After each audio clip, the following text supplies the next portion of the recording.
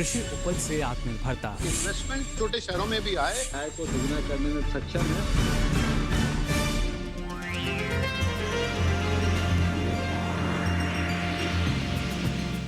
नमस्कार, आप देख रहे हैं दूरदर्शन किसान विचार विमर्श कार्यक्रम में आप सभी का स्वागत है। मैं हूं आदिति शर्मा। हमारे देश की बड़ी आबादी, बता दें आपको, खेती किसानी के कार्य से जुड़ी हुई है, लेकिन जैसे हम देख रहे हैं समय बदल रहा है, जनसंख्या में बढ़ोतरी हो रही है और साथ ही साथ कृषि योग्य जो भूमि है उसकी उपलब्धता में भी हम कमी देख रहे हैं और एक बड़ी समस्या बनकर सामने आ रही है। और कहते हैं ना कि हर समस्या का समाधान होता है। जी हाँ, इस समस्या का भी समाधान है जिसे हम कहते हैं एकीकृत कृषि प्रणाली। जी हाँ, ये एक अच्छी पद्धति है जिसे अपनाकर हमारे किसान न केवल अपनी आमदनी में बढ़ोतरी कर सकते हैं, बल्कि साथ ही साथ कई अन्य फायदे हैं जो इस प्रणाली को अपनाकर हमारे किसानों को हो सकते हैं। तो आज के हमारे इस कार्यक्रम में हम इसी विषय पर चर्चा करने वाले हैं। जी हाँ, विषय है हमारा एकीकृत कृषि प्रणाली। ये प्रणाली क्या है, किस तरह से हमारे किसान इसे अपना सकते हैं, किस तरह के मॉडल्स होते हैं, कैसे हमारे किसानों को ये प्रणाली फायदा पहुंचा सकती है, इन तमाम बातों पर आज हम विचार विमर्श करेंगे। और इसी पर विचार विमर्श करने के लिए हमारे साथ हमारे विशेषज्ञ मौजूद हैं। आइए सबसे पहले परिचय करवा देते हैं। हमारे साथ भारतीय कृषि अनुसंधान परिषद के सस्य विज्ञान संभाग के विभागाध्यक्ष डॉक्टर राज सिंह मौजूद हैं।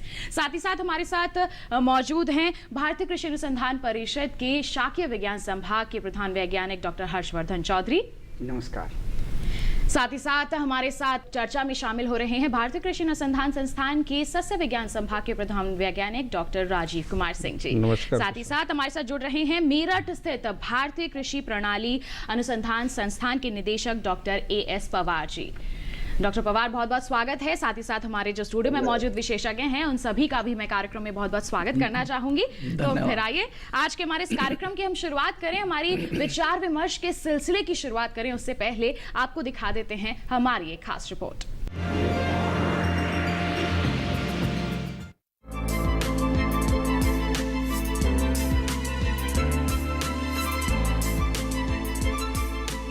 कृषि में फसलों की पैदावार काफी हद तक मौसम पर निर्भर होती है।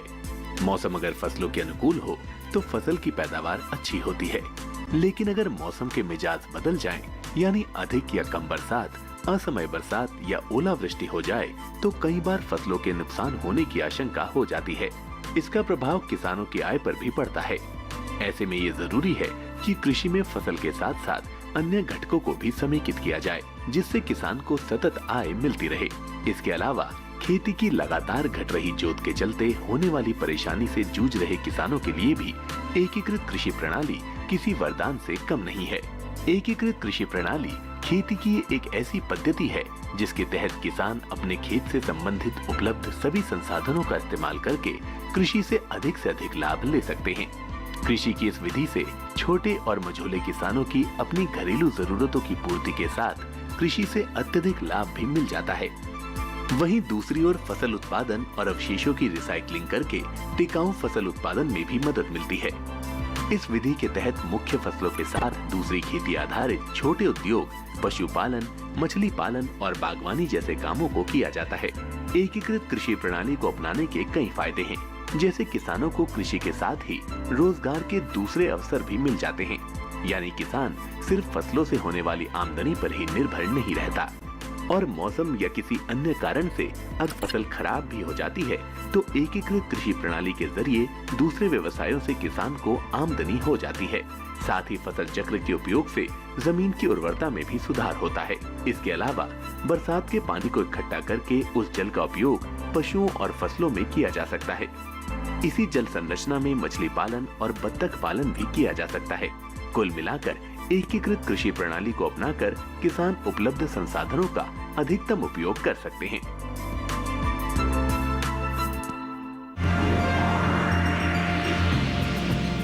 तो आपने देखी एक खास रिपोर्ट और विस्तार से जाना एकीकृत कृषि प्रणाली होती क्या है। आइए इसी पर हमारी चर्चा को हम यहाँ पर शुरू कर लेते हैं। डॉक्टर राज सिंह हमारे साथ मौजूद हैं स्टूडियो में, उनसे शुरुआत कर लेते हैं। डॉक्टर राज सिंह, अगर हम बात करते हैं एकीकृत कृषि प्रणाली की तो आप इस पर क्या कहना चाहेंगे, है क्या ये प्रणाली?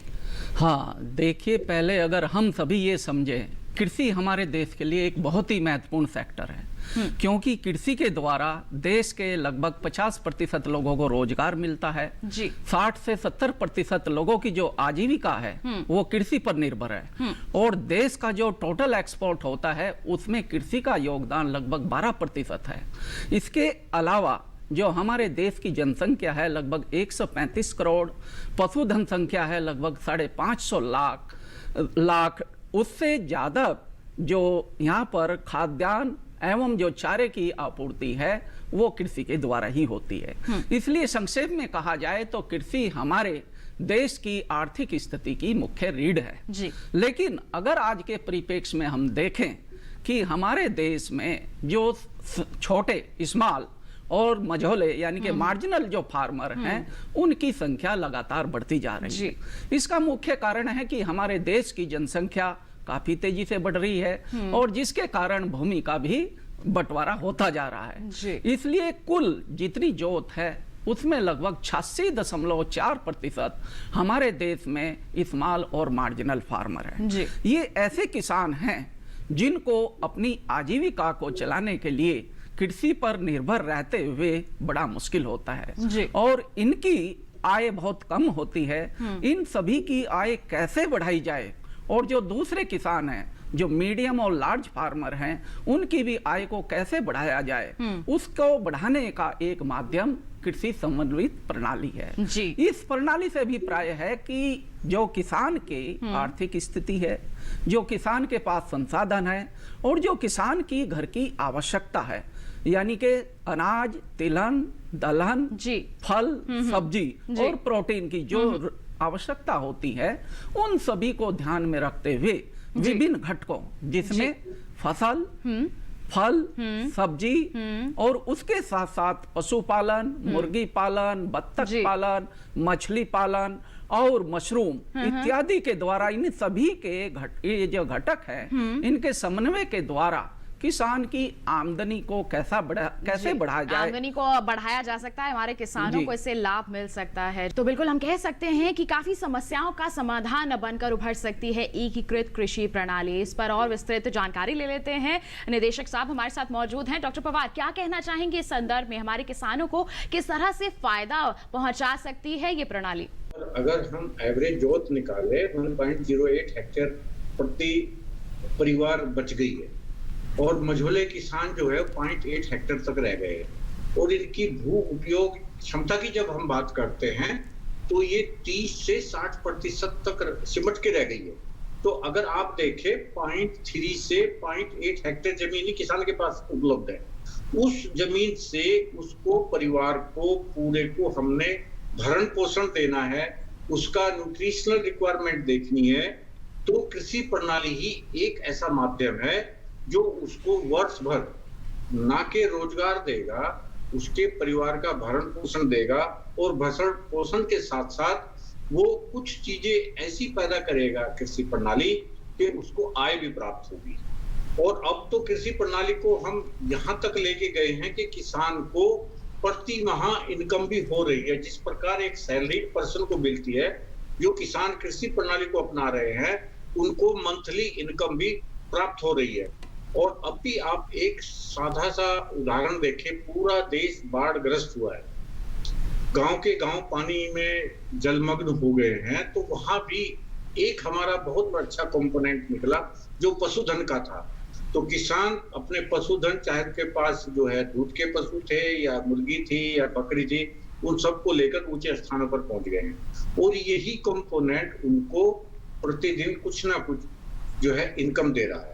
तो कृषि प्रणाली में जो भी हम घटक इन्वॉल्व करते हैं उस क्षेत्र की आवश्यकताओं को लेकर करते हैं और उस क्षेत्र की आवश्यकताओं के साथ साथ वो किसानों की आमदनी को दोगुना तिगुना बढ़ाए और उसकी पोषण की जो समस्या है ग्रह स्तर पर ही जो है उसका निदान करे। जी, जो ये तमाम घटक हैं, अगर इनका सही तरह से समन्वय यहाँ पर किया जाए तो निश्चित तौर पर हमारे किसानों को अच्छी आमदनी मिल सकती है। और जैसे यहाँ पर डॉक्टर पवार ने जिक्र किया कि पोषण सुरक्षा में भी ये काफ़ी अहम भूमिका निभा सकती है ये प्रणाली। बिल्कुल इस पर हम चर्चा करेंगे, लेकिन इसके महत्वपूर्ण घटक हैं पशुपालन है, बतख पालन है, मुर्गी पालन है। इस संदर्भ में डॉक्टर राजीव का रुख करना चाहूंगी। डॉक्टर राजीव, जब हम बात करते हैं हमारे किसानों को इस प्रणाली में इन घटकों को अपनाने की, तो किस तरह से वो शुरुआत कर सकते हैं, किस तरह से उनका बैलेंस बिठा सकते हैं?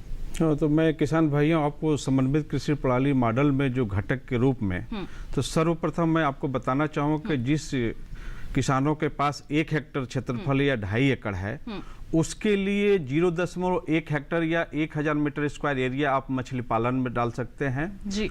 और उसी, क्योंकि जो मछली पालन है वो उसी पर आपको मुर्गी पालन और बत्तख पालन करना है, उसको अलग से कोई जो है स्पेस नहीं देना है जी। तो बत्तख के रूप में एक खाकी कैम्बेल प्रजाति आती है और उसकी जो संख्या होती है 32 जो संख्या होती है हम उसमें समाहित करते हैं।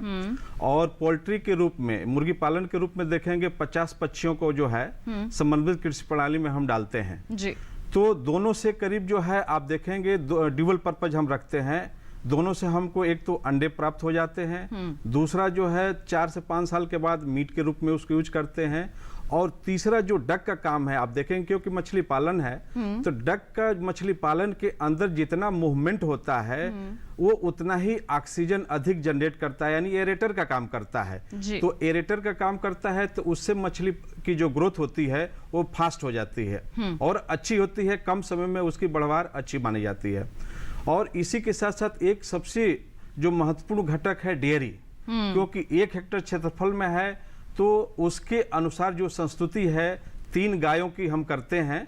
क्योंकि 3 गायों को इसलिए करते हैं कि पूरे साल हमको कितना हरा चारा चाहिए, कितना शुष्क चारा चाहिए, उसके अनुसार जो है संस्तुति की गई है। तो इन फसल के साथ साथ जो ये घटक हैं, इसके साथ साथ आपका बागवानी है जो 0.5 हेक्टेयर क्षेत्रफल में हम करते हैं। बागवानी के अंदर आपका जो है आम के जो पौधे हैं, गुआभा अमरूद के पौधे हैं, किन्नू के हैं, कटहल के हैं, पपीते के हैं, केले का है, आप लगा सकते हैं। लेकिन किसान भाई आपको ये ध्यान देना है कि जो भी फल वाले पौधे लगाना है उसकी वृद्धि बहुत ज्यादा ना हो जी। तो छोटे हो जिससे कि दूसरे फसल को नुकसान ना पहुंचे जी। जी बिल्कुल। तो इस तरह से यहाँ पर आपको मॉडल तैयार करना है और देखिए काफी फायदेमंद साबित हो सकता है। इसमें हम कह रहे हैं कि सब्जियां भी आप शामिल कर सकते हैं। किस तरह की सब्जियां आप इसमें सम्मिलित कर सकते हैं, इसके बारे में डॉक्टर चौधरी से जानकारी ले लेते हैं। क्या कहेंगे डॉक्टर चौधरी? जी हाँ, जब हम बात कर रहे हैं आज हम फसल प्रणाली की, और इसका जैसा कि अभी तक जो चर्चा हुई है इससे ये निष्कर्ष निकला है कि हम चाहते हैं कि किसानों की आमदनी वृद्धि जी। लेकिन उसके साथ साथ एक दूसरा पहलू है जिसको हम पोषण सुरक्षा कहते हैं। जैसा डॉक्टर पवार ने भी कहा कि अगर हमारे घरेलू स्तर पे ही अगर हमारी पोषण की अगर सुरक्षा हो जाती है तो ये हमारा सबसे महत्वपूर्ण आयाम होगा इसका। क्योंकि हम सभी जानते हैं कि आज हमारे देश में जो कुपोषण की समस्या है ये बहुत बड़ी हो गई है। जब भी अगर हम कुपोषण की बात करते हैं तो फल और सब्जी यानी जो बागवानी फसल है ये हमें सबसे कम कीमत पे आपके कुपोषण की समस्या को दूर करने में मदद देती है जी। जब हम कुपोषण की बात करते हैं तो आमतौर पे हम देखते हैं जैसे प्रोटीन है, तो क्योंकि हमारे देश में बहुत सारे लोग हैं जो शाकाहारी हैं तो कुछ हद तक उनको दालों से मिलता है, जो कुछ सब्जियां हैं जैसे जो दलहनी कुल की सब्जियां हैं उनसे भी उनको प्रोटीन मिल सकता है। फिर हम जैसे विटामिन की बात करते हैं और उसके बाद हम जो कैल्शियम या लौह तत्व जो हम माइक्रोन्यूट्रिएंट्स जिनको हम कहते हैं सूक्ष्म पोषक तत्व इनकी हम बात करते हैं। तो जो भी हमारा फल और सब्जी हम उगाते हैं उससे हमें सबसे सस्ता स्रोत इसमें मिलता है। मैं लोगों को यह भी बताना चाहूंगा कि बहुत सारी ऐसी सब्जियां हैं जो बहुत ही सस्ती होती हैं और उनको हम आसानी से इस फसल चक्र में हम अपना सकते हैं जी। क्योंकि जो सब्जियां होती हैं उसमें हमारे पास बहुत सी ऐसी सब्जी होती है जो 30 दिन में भी तैयार हो सकती है, 60 दिन में भी तैयार हो सकती है और अगर आपके पास समय है तो 120 दिन में भी तैयार हो सकती है। इसके अलावा जैसा डॉक्टर राजीव ने भी बताया कि जब भी आप तालाब बनाते हैं या उसके मेरों पे आप कुछ सब्जियां भी लगा सकते हैं या जहां आपने अगर फलदार वृक्ष अगर लगाए हैं तो वहां पे अगर कुछ छाया होती है तो उसमें भी आप कुछ इस प्रकार की सब्जियां लगा सकते हैं जैसे अरबी है या कुछ लोग आजकल हल्दी भी लगा सकते हैं जिसको कुछ छाया की भी जरूरत होती है। इसके अलावा आपको यह देखना है कि किस प्रकार से इसे एक फैमिली को कम से कम 300 ग्राम सब्जी प्रति व्यक्ति प्रतिदिन मिलनी चाहिए जी। तो आपको ये देखना है कि आपके परिवार में कितने लोग हैं, उससे आप उस प्रकार से सब्जी का उत्पादन आपको करना है। और उसके अलावा जो सब्जियां होंगी उसको आप बेच के मार्केट में आपका मुनाफा भी बढ़ सकते हैं। जी बिल्कुल। इसके साथ साथ एक आयाम और है यहाँ पे, जैसे अगर आप दलहनी जो किस्म है, जैसे मान लीजिए अगर आप मटर लगाते हैं या लोबिया लगाते हैं, तो जो इसकी आपकी सॉइल है, जो मिट्टी है, इसकी भी उर्वरक क्षमता जो है उसको भी बढ़ाती है। और साथ साथ अगर आप एक ही फसल चक्र अगर आप अपनाते हैं, इससे भी आपको जो मृदा जनित बीमारियां होती हैं या जो रोग होते हैं, इसके निदान में भी आपको, ये जब हम सब्जी फसल लेते हैं तो विविधीकरण से आपको उसमें भी आपका फायदा होता है। काफी फायदेमंद साबित हो सकती है, लेकिन इसके लिए आपको अच्छी तरह से तैयारियां भी यहाँ पर करने की जरूरत होती है। पहले से अगर आप जानकारी हासिल कर लें तो ये आपके लिए और भी ज्यादा फायदेमंद साबित हो सकता है। तो किस तरह की तैयारियां करनी चाहिए डॉक्टर पवार हमारे किसानों को, अगर वो एकीकृत कृषि प्रणाली को अपना रहे हैं? प्रशिक्षण के अगर संदर्भ में हम बात करें तो कितना जरूरी हो जाता है ये?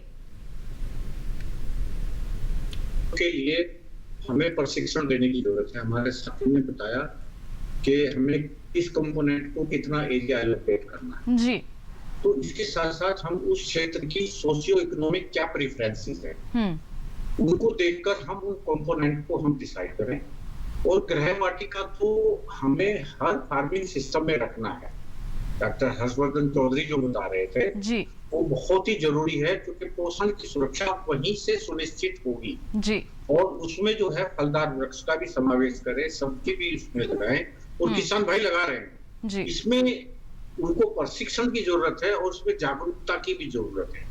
क्योंकि अभी तक किसान ये मान लेते हैं कि उन्होंने सब्जी के साथ एक गाय बांध ली है तो वो कृषि प्रणाली हो गया है जी। वो मिक्स खेती के रूप में हम जानते हैं। तो जब तक हम उन दोनों को आपस में इंटेग्रेट नहीं करेंगे, जब उनका इंटेग्रेशन हम दूसरे घटकों में नहीं बढ़ाएंगे, तब तक जो है वो समन्वित कृषि प्रणाली या एकीकृत कृषि प्रणाली का रूप धारण नहीं करेगा जी। और जितना भी हो सकता है इसमें उनको प्रशिक्षण देना है। जरूरी है राउंड ईयर 300 ग्राम, अभी हमारे साथी ने बताया, सब्जी चाहिए प्रतिदिन प्रति व्यक्ति जी। तो परिवार को कैलकुलेट करना है, इतने सदस्य है, उतनी सब्जी उनको पर डे चाहिए। और किस महीने में कौन सी सब्जी वो लगाएंगे उसका प्रशिक्षण और उसकी जानकारी किसान को होनी चाहिए जी। इसके साथ साथ उसको जो है उसके इनपुट भी। तो कृषि प्रणाली के माध्यम से हम किसानों को इस बात की जानकारी भी दे रहे हैं और ये भी हम उनको सीड भी देके ये बता रहे हैं कि आप ये फसलें लगाइए। तो उनको उसमें जागरूकता अपने आप बढ़ी है, उनको प्रशिक्षण दिया है। आजकल जैसे उसमें बहुत बीमारी आ रही है, कीड़े लग रहे हैं, तो उसको जैविक रूप से कैसे उनको आप बचा सकते हैं फसलों को। ये जो अपनी किचन गार्डनिंग है, एक कंसेप्ट है इसका, एकदम के हम फ्रेश खाते हैं, तोड़ के सीधे किचन में ले गए, बनाई और खा ली, है ना, सलाद की एकदम खा ली। तो उसमें पेस्टिसाइड का बिल्कुल भी प्रयोग नहीं करने देना है। तो ये तो प्रशिक्षण और जागरूकता से उसकी जानकारी आएगी ना, उस जानकारी को किसानों तक फैलाना और उनका जो वेस्ट है, जो उसका बाई प्रोडक्ट है, जो उसका को प्रोडक्ट है, उसको हमने दूसरे घटक में यूज करना होता है। ये किसान को हमने जानकारी देनी है। नहीं तो क्या करते हैं, जैसे गोभी उताई, जितना गोभी का फूल होता है उससे ज्यादा उसके पत्ते डंठल होते हैं जी। उनको हम पशु चारे में भी उपयोग कर सकते हैं, उनका हम वर्मी कंपोस्ट भी बना सकते हैं। वो किसान के जो सोशियो इकोनॉमिक प्रेफरेंसेस है या फोडर उसके पास कितना अवेलेबल है उसको ध्यान में रखते हुए वहां डिसाइड करते हैं। मूली का देखिए ऊपर के पत्ते फेंक देते हैं, हम किसानों में जागरूकता फैला रहे हैं कि वो मूली के पत्तों की भी सब्जी बनाए जी। और उससे फालतू जो बच्चे बच जाते हैं उनको वो पशुओं को खिलाएं, उसको कूड़ेदान में मत फेंके जी। तो ये किसानों को जागरूकता फैलानी है और ये जागरूकता के साथ साथ जब तक हम उनको पूरी तरह प्रशिक्षित नहीं करेंगे, कोई भी फसल के बारे में हम उनको बता देंगे वो ठीक से नहीं उगा पाएंगे तो वो जागरूकता किसी काम की नहीं है जी। तो यही कोशिश है लगातार कि हमारे किसानों को जागरूक यहाँ पर किया जाए और हमारे किसान इस जानकारी को हासिल कर लें कि देखिए आपके खेत में जो भी चीज है आप उसे उपयोगी बना सकते हैं, उसे व्यर्थ ना जाने दें, आप उसका किसी भी तरह से संभव रूप से यहाँ पर उपयोग करें। यही ये प्रणाली हमें सिखाती है, बताती है, जिससे हमारी लागत में कमी आती है, आमदनी भी काफी अच्छी बढ़ती है। लगातार हम यही जानकारी अब तक पहुंचा रहे हैं। तो आइए, हमारे किसानों को तो ये प्रणाली फायदा पहुंचाती ही है, पर्यावरण हितैषी किस रूप से है इसके बारे में डॉक्टर राज सिंह से जान लेते हैं। पर्यावरण के लिहाज से ये प्रणाली किस तरह से अच्छी साबित हो सकती है डॉक्टर सिंह? देखिए, जैसे बताया गया है कि समन्वित कृषि प्रणाली में हम पूरे साल कैसे अधिक से अधिक आमदनी प्राप्त करें और उसके साथ साथ फल और सब्जी के पौधे वो भी इसमें लगाते हैं। लेकिन इसका अधिक आमदनी प्राप्त करने के अलावा एक और फायदा होता है कि एक तो आपके फार्म पे पूरे साल कोई ना कोई फसल रहती है जी, उससे हरियाली रहती है, उससे जो कार्बन सिक्वेशन है वो सुधरता है और जो पर्यावरण का संतुलन है वो बढ़ता है। वो किस लिए बढ़ता है? क्योंकि समन्वित कृषि प्रणाली में एक जो कंपोनेंट है वो दूसरे कंपोनेंट पे निर्भर रहता है। जैसे मान लिया हमने फसल उगाई, फसल से जो चारा हो रहा है उस चारे को हम पशुओं के लिए खिला रहे हैं और जो पशुओं से गोबर प्राप्त हो रहा है उस गोबर को हम खाद और के लिए फसल खेत में यूज कर रहे हैं।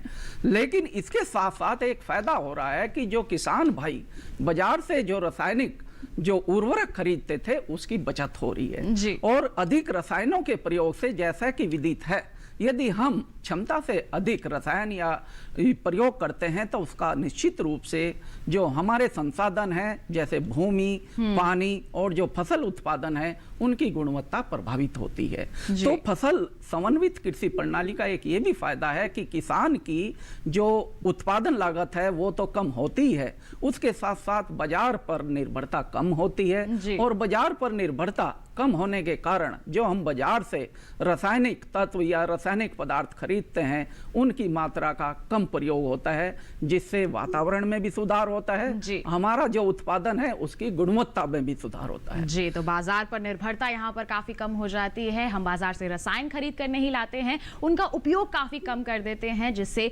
सीधे तौर पर हमारे पर्यावरण को ही यहाँ पर लाभ मिलता है और साथ ही साथ अगर हम खेतों की मिट्टी की बात करें तो उसके स्वास्थ्य में भी यहाँ पर सुधार ही रहता है। बिल्कुल, तो कुल मिलाकर हम कह सकते हैं काफी फायदेमंद साबित हो सकती है ये प्रणाली अगर हमारे किसान इसे अपनाते हैं। किस तरह से आपको मॉडल तैयार करना है, किस तरह से इसको और अपने लिए लाभकारी बनाना है, इसके बारे में आपको और जानकारी देंगे, लेकिन एक छोटे से ब्रेक के बाद कई मंच आइए देखते रहिए हमारा कार्यक्रम विचार विमर्श और बने रहिए दूरदर्शन किसान पर।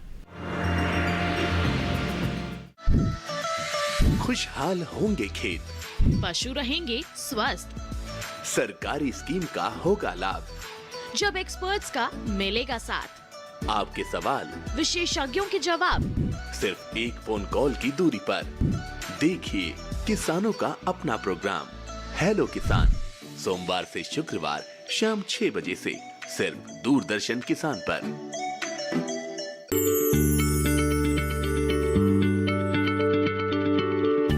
क्या आप किसी बीमारी से परेशान हैं?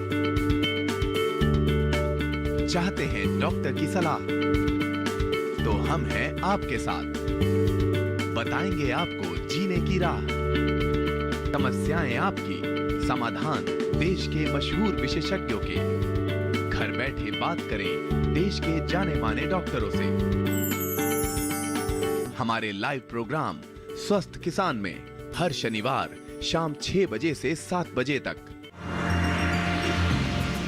ब्रेक के बाद दूरदर्शन किसान के कार्यक्रम विचार विमर्श में आप सभी का फिर से स्वागत है। आज हम कार्यक्रम में चर्चा कर रहे हैं एकीकृत कृषि प्रणाली पर। लगातार हमारे विशेषज्ञ बता रहे हैं कि कैसे ये हमारे किसानों के लिए फायदेमंद साबित हो सकती है, इसके घटक क्या हैं, किस तरह से हमारे किसान इसे अपना सकते हैं। आइए हमारी चर्चा को आगे बढ़ाते हैं। डॉक्टर राजीव का यहाँ पर रुख कर लेते हैं। डॉक्टर राजीव, विभिन्न घटक हैं, आपने बताया कि किस तरह से हमारे किसान उन्हें अपना सकते हैं। मॉडल तैयार करना है, मॉडल डिजाइन करना है, उसके लिए क्या कर सकते हैं हमारे किसान? सर्वप्रथम किसान भाई, आपको मॉडल तैयार करने के लिए आपको ये देखना है कि जो आपकी मिट्टी की जो उर्वरता है वो अच्छी हो, सिंचाई का साधन आपका अच्छा हो, पानी की गुणवत्ता अच्छा हो।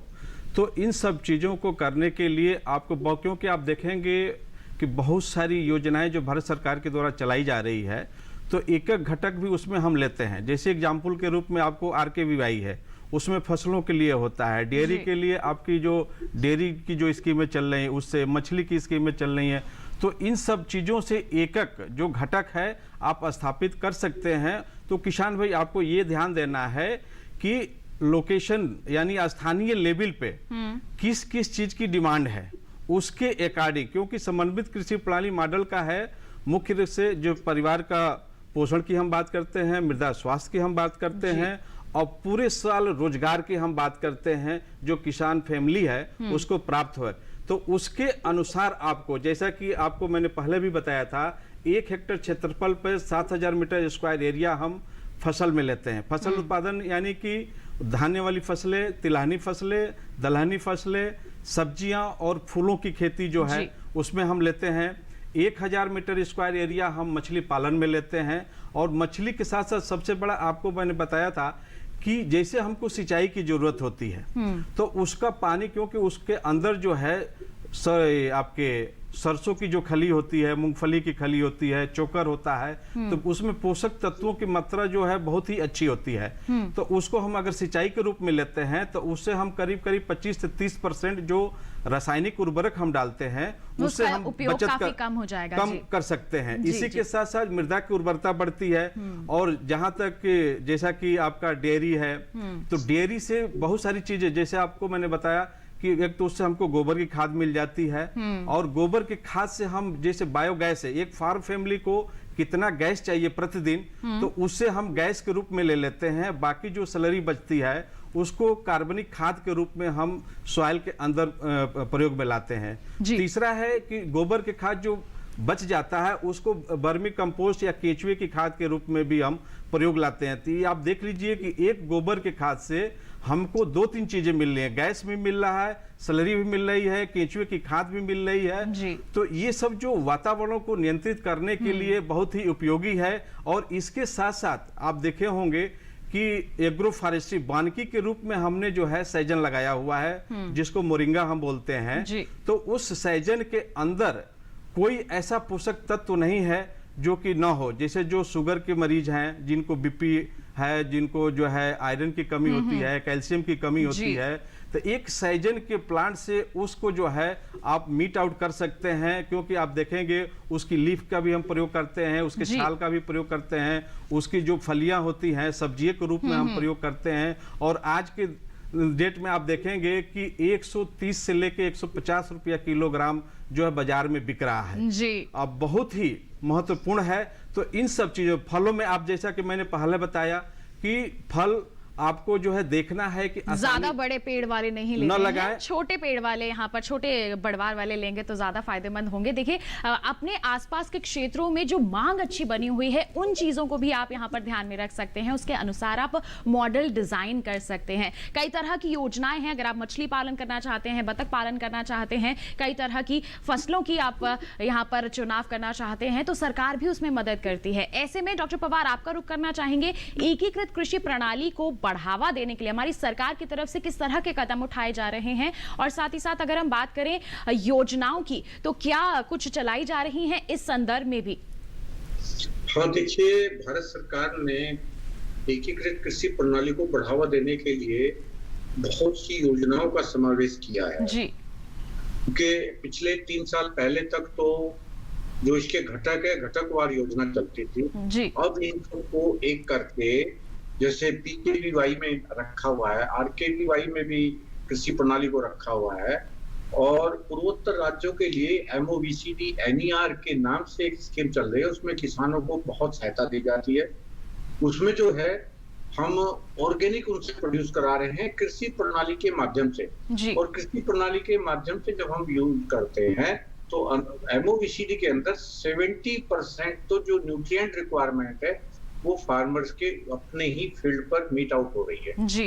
और दूसरे जो प्लांट प्रोटेक्शन मेजर है वो 100% वो अपने फील्ड पे ही कर रहे हैं, और वो सरकारी योजनाओं का जो है पूरा लाभ उठा रहे हैं। उसमें भारत सरकार और राज्य सरकारों के साथ मिलकर जो है पूरा उनको लाभ पहुंचा रही है जी। बिल्कुल। तो जी बिल्कुल। तो यहाँ पर सरकारी हम कह सकते हैं कि मदद भी हमारे किसानों को यहाँ पर मुहैया कराई जा रही है। अब हमारे किसानों को भी इसके प्रति जागरूक होना है और इसे अपनाना है। देखिए, कई तरह के घटक हैं जिनको आप एक साथ मिलाकर अगर खेती करते हैं, इस प्रणाली में शामिल करते हैं, तो आपके लिए बहुत ही ज्यादा फायदेमंद हो सकती है। पोषण सुरक्षा भी आपके लिए यहाँ पर सुनिश्चित हो जाती है और इसके लिए जरूरी है कि आप सब्जियों की खेती को इसमें सम्मिलित करें, जिसके बारे में डॉक्टर चौधरी ने थोड़ी देर पहले जानकारी दी भी थी। लेकिन और इनसे चर्चा कर लेते हैं कि डॉक्टर चौधरी, अगर हम इस प्रणाली में मॉडल डिजाइन कर रहे हैं तो क्या हमें पॉली हाउस में खेती करनी होगी या फिर खुले क्षेत्र में भी इसमें हम लगा सकते हैं सब्जियां? जी हाँ, आपने ये बहुत ही महत्वपूर्ण प्रश्न पूछा है, क्योंकि जब भी हम किसी भी प्रणाली की बात करते हैं तो जो हमारा मुख्य उद्देश्य होता है वो होता है कि इनकम को बढ़ाना जी। और इनकम का मतलब है कि जो लाभ, शुद्ध लाभ जो है वो बढ़ना चाहिए। तो सबसे जब अगर हम सब्जी की बात करें तो हमें ये ध्यान देना है कि हम कौन सी फसल उगाएं। पहले हमें ये चयन करना है। कौन सी का मतलब आपके आसपास में कौन सी ऐसी सब्जी है जिसकी कीमत आपको बाजार में सबसे अधिक अच्छी मिलेगी जी। और किस समय पे अधिक मिले। तो हमको ये देखना है, जैसे अभी अगर दुर्गा पूजा के आसपास अगर आपको गोभी की सबसे अधिक कीमत मिलती है तो उससे अगर आप 60 दिन पहले अगर उसकी पौध अगर आप ट्रांसप्लांट करते हैं तो उस गोभी को अगर आप लगाते हैं तो आपका लाभ जो है वो अधिक मिलेगा जी। वही किसान, आपको ये ध्यान देना है कि जैसे अगेती गोभी अगर आप लगाते हैं, उपज आपकी कम होगी, जैसे 70 से 75 कुंटल होगी, किंतु उसकी कीमत अधिक होगी, जिसके कारण आपका मुनाफा अधिक होगा। लेकिन अगर आप गोभी को अगर आप अक्टूबर में आप ट्रांसप्लांट करेंगे और दिसंबर में वही गोभी अगर बनेगी तो उपज आपका 4 गुना अधिक होगा, लेकिन उसकी कीमत जो होगी वो काफी कम होगी, जिस कारण आपका शुद्ध लाभ जो होगा वो काफी कम होगा जी।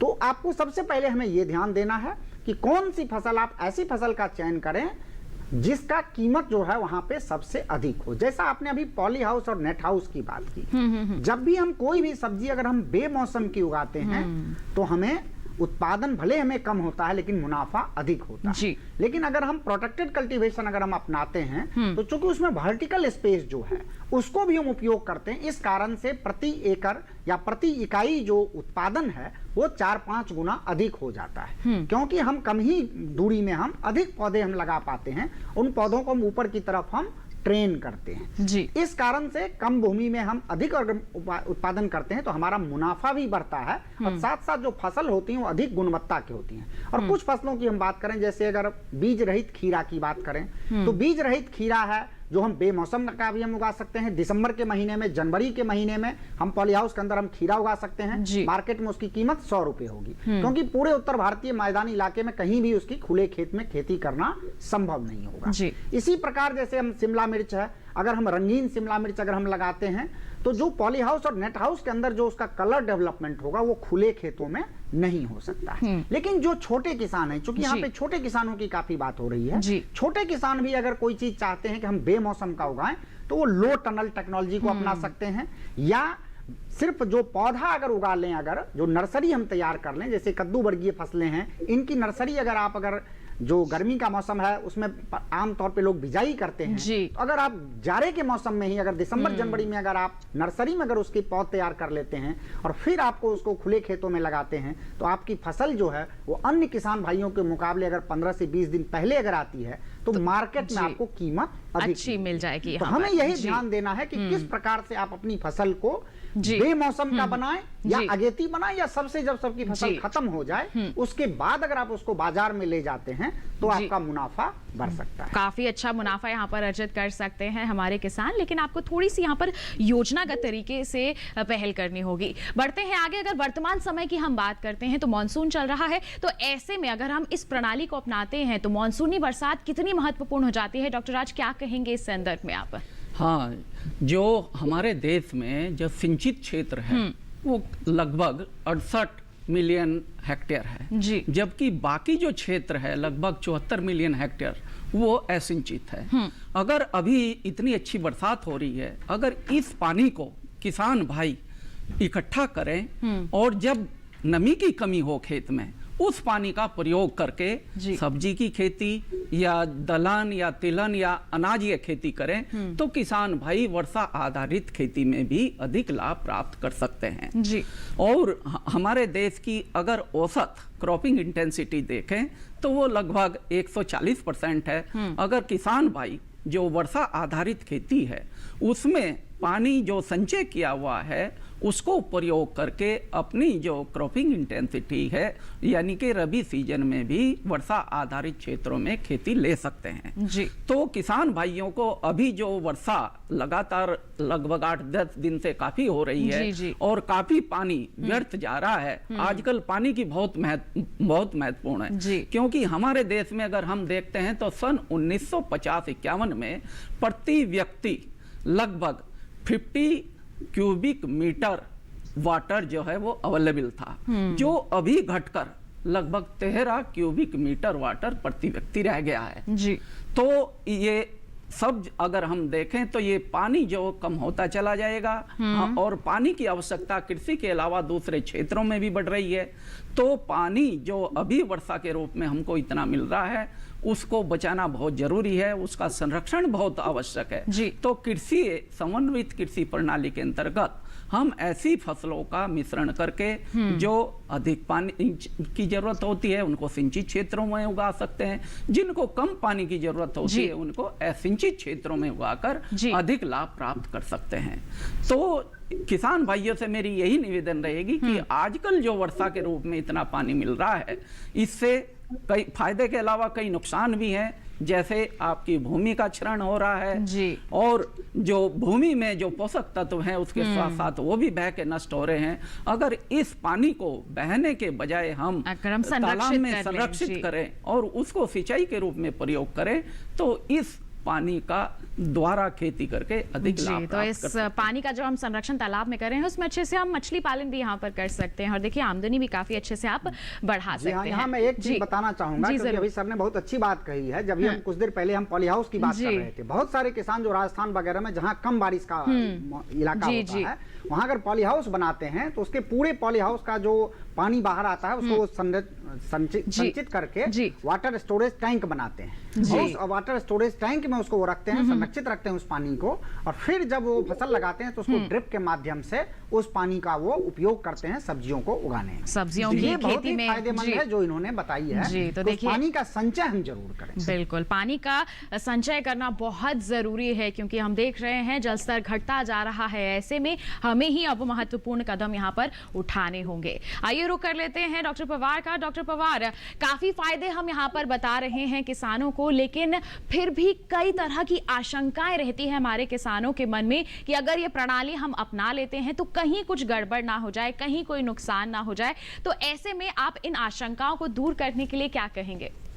हाँ, देखिए, कोई भी तकनीकी जब किसान के पास जाती है तो बहुत आशंकाओं से भरी हुई होती है। इसका सबसे सुगम उपाय हमने जो संस्थान के लेवल पे उठाया है, देश के 38 सेंटरों पर हमने फार्मर्स के फील्ड में ही कृषि प्रणाली मॉडल लगा दिए जी।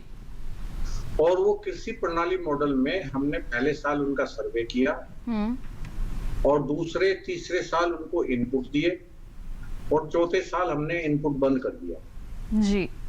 और पांचवें साल हमने इम्पैक्ट स्टडी देखी तो हमने ये देखा है कि 95% जो किसान है चौथे साल भी उस इनपुट को मार्केट से खरीद के लाए। तो जब किसानों को हम अच्छे तरीके से उनको समझाएंगे, करके दिखाएंगे, तो उसमें कोई डाउट नहीं है, उनकी शंकाओं का समाधान वहीं पर हो जाएगा। और सबसे सुगम उपाय यही है कि हम उनके खेतों पर ही जाएं और उसको फार्मिंग सिस्टम का पूरा मॉडल लगाएं और उसको दिखाएं। और मॉडल कोई, देखिए, कॉम्प्लिकेटेड चीज नहीं है भाई। जैसे हम साकिए सब्जियों की बात कर रहे हैं, सब्जी का वहां एक कंपोनेंट लगा दिया जाए, उसको इनकम अपने आप पता लग जाएगी कितनी इनकम उससे आ रही है, उससे को प्रोडक्ट कितने निकल रहे हैं, वो उसका वेइंग करवा के उसका हम फोडर में ले जाएं या वर्मी कंपोस्ट बनाएं। तो इस प्रकार से हमें किसान को जानकारी देने की जरूरत है, जिससे उसकी सारी शंकाएं जो है वो दूर हो जाती है और वो फिर कृषि प्रणाली मॉडल को लेता है। और मैं आपको बताना चाहूंगा, उन किसानों ने 3 साल के अंदर अपनी आय को 4 गुना तक बढ़ाया है और 5वें साल हमने देखा वो उन कंपोनेंट को आगे भी लेके जा रहे हैं, उनके रिश्तेदारों के पास चले गए हैं, गांव वाले उसको अपनाना शुरू कर दिए हैं। तो शंका का समाधान बहुत जरूरी है और शंका का समाधान बताने की बजाय अगर हम करके दिखाएं उनके से, जी, अगर ये मॉडल हम तैयार करके ही दिखा दें तो ज्यादा हमारे किसान समझ पाएंगे, सीख पाएंगे और उसके अनुसार ही यहाँ पर उनकी शंकाएं दूर हो पाएंगी। डॉक्टर राज सिंह, आपका रुख करना चाहेंगे, आपके संस्थान द्वारा किस तरह के यहाँ पर पहल की जा रही है हमारे किसानों को इस प्रणाली के प्रति और जागरूक करने के लिए? जी, जैसा अभी डॉक्टर पंवार साहब बता रहे थे, किसान अपनी आमदनी को दोगुना या तिगुना कर सकते हैं। ये बात सही है, क्योंकि अगर हम देखें हमारे देश में भी औसत आमदनी किसान की लगभग 96,000 प्रति जोत है, जो बहुत ही कम है। ये औसत है। हमने यहाँ पर भारतीय कृषि अनुसंधान संस्थान के सस्य विज्ञान संभाग में 2 मॉडल अभी लगाए हुए हैं कृषि प्रणाली पर। एक मॉडल 1 हेक्टेयर के लिए है, दूसरा मॉडल जो स्मॉल फार्मर के लिए यानी कि छोटे किसानों के लिए, दूसरा मॉडल 0.4 हेक्टेयर के लिए है जो मझोले किसानों के लिए। अब इन दोनों मॉडल में हमने अलग अलग घटक लगा के जब हमने किसान की इससे आमदनी को कैलकुलेट किया तो 1 हेक्टेयर के मॉडल से हमें लगभग 3,80,000 रुपये प्रति हेक्टेयर प्रति वर्ष प्राप्त हुए हैं। जबकि मैंने जैसा अभी बताया था कि औसत आमदनी हमारे यहाँ लगभग केवल 96,000 है, तो उसका हम देखते हैं कि वो 3 गुना से ज्यादा आमदनी जो है किसान अपनी उन्नत तकनीक कृषि समन्वित प्रणाली को अपनाकर प्राप्त कर सकते हैं। इसी प्रकार जो 0.4 हेक्टेयर का मॉडल है उसमें किसान भाई 1.5 लाख से अधिक प्रति वर्ष शुद्ध आय के रूप में प्राप्त कर सकते हैं। यहाँ पर किसान भाई जिनको समन्वित कृषि प्रणाली की जानकारी लेनी है, हम काफी यहाँ पर किसान मेला भी जैसे मार्च में किया है, उसमें किसान भाई देश के विभिन्न कोनों से आते हैं, उनको हम ये दोनों मॉडल दिखाते हैं और उसमें इससे संबंधित जो भी लिटरेचर है या जो भी लेख है वो किसान भाइयों में वितरित करते हैं। इसके अलावा हमारे यहाँ जब भी किसी भी किसान भाई को समय मिले तो वो जरूर पधारे और हम समय समय पर प्रशिक्षण कार्यक्रम भी करते रहते हैं। तो आप भारतीय कृषि अनुसंधान संस्थान का भी यहाँ पर रुख कर सकते हैं, मेरठ में जो कृषि प्रणाली अनुसंधान संस्थान है वहाँ का भी रुख कर सकते हैं। प्रशिक्षण लेना है, जानकारी लेनी है, आप साल भर यहाँ पर संपर्क करके आप बिल्कुल इसके संदर्भ में विस्तृत जानकारी यहाँ पर हासिल कर सकते हैं। और हमारे कार्यक्रम के माध्यम से तो हम आपको जागरूक कर ही रहे हैं और इस सिलसिले को आगे जारी रखेंगे, लेकिन अभी रुक रहे हैं एक छोटे से ब्रेक के लिए। आप कहीं मत जाइए, जल्द ही हाजिर होंगे। बने रहिए दूरदर्शन किसान पर, देखते रहिए हमारा कार्यक्रम विचार विमर्श। खुशहाल होंगे खेत, पशु रहेंगे स्वस्थ, सरकारी स्कीम का होगा लाभ, जब एक्सपर्ट्स का मिलेगा साथ, आपके सवाल विशेषज्ञों के जवाब, सिर्फ एक फोन कॉल की दूरी पर।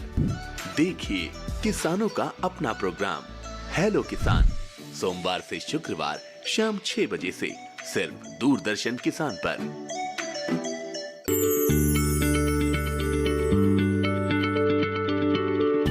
क्या आप किसी बीमारी से परेशान हैं? चाहते हैं डॉक्टर की सलाह? तो हम हैं आपके साथ, बताएंगे आपको जीने की राह। समस्याएं आपकी, समाधान देश के मशहूर विशेषज्ञों के। घर बैठे बात करें देश के जाने माने डॉक्टरों से। हमारे लाइव प्रोग्राम स्वस्थ किसान में हर शनिवार शाम 6 बजे से 7 बजे तक। ब्रेक के बाद दूरदर्शन किसान के कार्यक्रम विचार विमर्श में आप सभी का फिर से स्वागत है। लगातार हम चर्चा कर रहे हैं एकीकृत कृषि प्रणाली पर। इसके फायदे क्या हैं, किस तरह से हमारे किसान इसे अपना सकते हैं, प्रशिक्षण कहां से ले सकते हैं, तमाम जानकारियां हम आप तक पहुंचा रहे हैं। आइए इसी सिलसिले में हमारी चर्चा को हम आगे बढ़ाते हैं। कई तरह के घटक हैं जिसे अपनाकर हमारे किसान अपनी आमदनी को न केवल दोगुना बल्कि तिगुना और चौगुना भी कर सकते हैं और ऐसा अभी तक हो भी पाया है, संभव हो पाया है हमारे किसानों और कृषि वैज्ञानिकों की कड़ी मेहनत के चलते। इसके कई घटक हैं जिसके बारे में मैं और यहां पर चर्चा करना चाहूंगी। डॉक्टर राजीव, आपका रुख करना चाहूंगी, क्या हम इसमें मशरूम उत्पादन और मधुमक्खी पालन को भी अपना सकते हैं और अपनी आमदनी को बढ़ा सकते हैं? इसमें बहुत ही अच्छा प्रश्न है मैडम। इसमें सर्वप्रथम मैं बताना चाहूंगा, क्योंकि जो मधुमक्खी की हम बात करते हैं तो मधुमक्खी के जो है 1 हेक्टेयर क्षेत्रफल में जो समन्वित कृषि प्रणाली मॉडल है तो उसमें आप 5 से 6 मधुमक्खी के बॉक्स लगा सकते हैं और उससे एक तो आपकी हनी भी मिल रही है, दूसरा उससे क्या होता है कि उत्पादन में बढ़ोतरी होती है। चाहे जो भी हम फसल लगाए हैं वो उत्पादन बढ़ जाता है।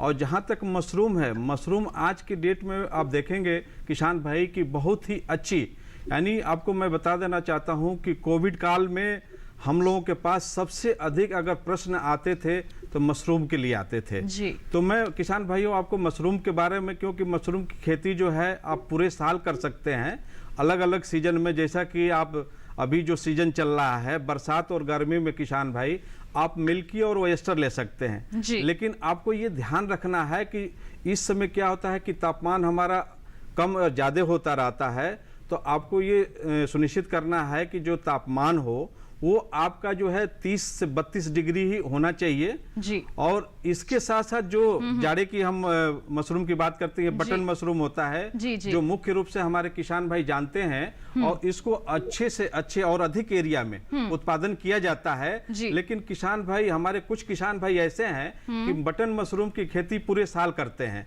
लेकिन आपको ये सुनिश्चित करना है कि उसके लिए जो तापमान होना चाहिए 20 डिग्री से ज्यादा नहीं होना चाहिए। अगर 20 डिग्री से तापमान आपका ज्यादा होता है तो उसका मशरूम के उत्पादन पर प्रभाव पड़ता है, जर्मिन अंकुरण होता है लेकिन डेड हो जाता है।